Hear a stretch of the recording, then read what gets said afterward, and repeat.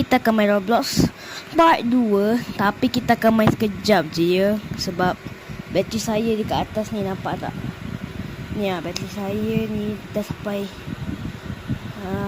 sampai berapa lah, 30% je. So kita kena main tu lah, sekejap je lah.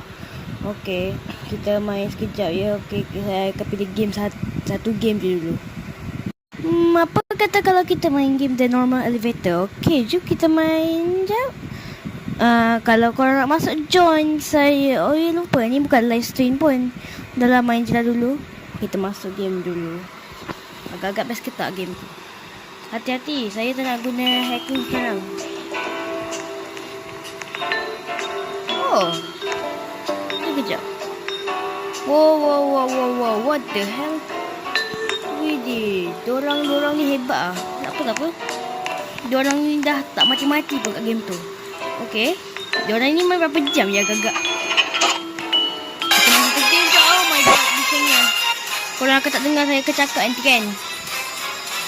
Oh, ni pertandingan apa tu, lawan Widih, Gojo pula. Ini Kakashi kan? Kakashi tadi tak tutup, tak buka dia punya tu. Ayo. Wait, apa ni? Dia ada perempuan Sakura lah tadi. Ada perempuan Sakura kat sini weh. Ni ada perempuan Sakura. Let's go. Tinggal kita tinggal bertiga je lah. Kakashi guna mata penyam dia. Dia macam guna mata. Lupa lah tu. Nak masuk pertandingan woi. Oh, Kakashi kan Dris. Oh my god. Oh, shit, ada skin. Makan cepat, makan. Satu je. Oi, makan satu je. Kakashi, makan banyak.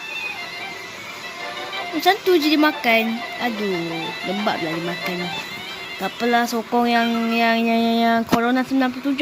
Corona, oh my god. Baju dia ni macam mana weh?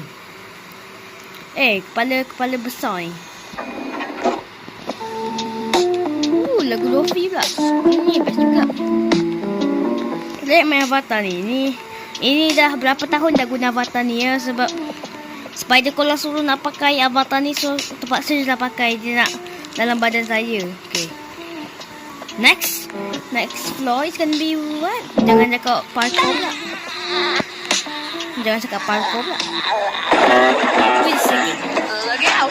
I think Moto will like you. Oh tu, kenal. Keluar sekarang. Pakcik keluar